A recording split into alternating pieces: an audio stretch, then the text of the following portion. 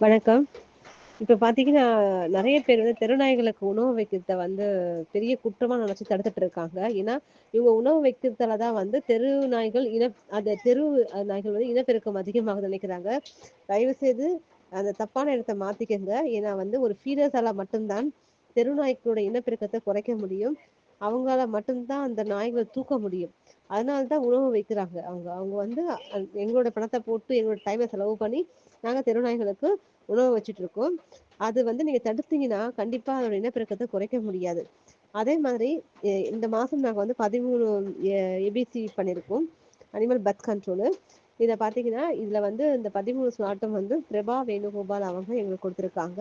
அவங்களுக்கு ரொம்ப ரொம்ப நன்றி சொல்றோம். அப்புறம் செகண்ட் வந்து என்னோட ஃப்ரெண்டு வந்து அந்த டிரான்ஸ்போர்ட்டேஷனுக்கு அவங்களோட கார தான் எடுத்துட்டு வந்தாங்க. பிக்கப் அண்ட் ட்ராப் 2மே அவங்க தான் ஓட்டிட்டு வந்தாங்க.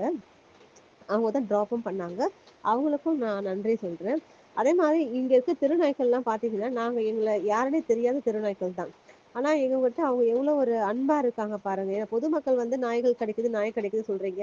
ஆனா என்ன யாருமே தெரியாத நாய்கள் நாங்க தான் தூக்குறோம். ஆனா என்கிட்ட எவ்வளோ பாசமா இருக்கிறாங்க பாருங்க.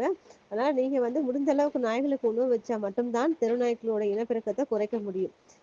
அப்பதான் வந்து ஒரு ஃபீடர்ஸ்க்கு நீங்க அலோவ் பண்ணணும். சாப்பாடு வைக்கிறதுக்கு அலோவ் பண்ணா மட்டும் தான் எதிர்காலங்கள்ல தெருநாய்க்களே இல்லாம பண்ண முடியும்.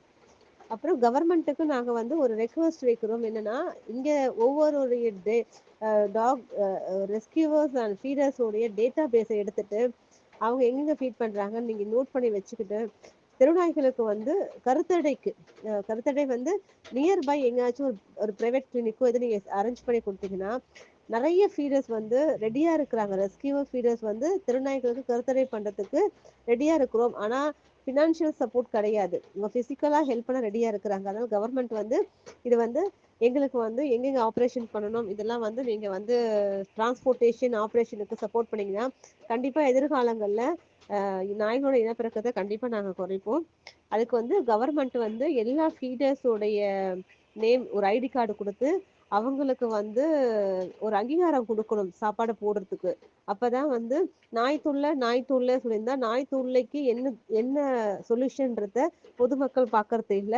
அதனால நாய் தொல்லை எப்படி கண்ட்ரோல் பண்ணணும்னா, பர்த் கண்ட்ரோல்ல மட்டும் தான் அத கண்ட்ரோல் பண்ண முடியும். அதனால தயவு செய்து கவர்மெண்ட் வந்து இந்த ஃபீடர்ஸ்க்கும், ரெஸ்க்யூவர்க்கும் சப்போர்ட் பண்ணி பொதுமக்கள் கிட்ட இருந்து அவங்களுக்கு வந்து எந்த எதிர்ப்பும் இல்லாம கருத்தடை பண்றதுக்கு ஹெல்ப் பண்ணணும். நன்றி.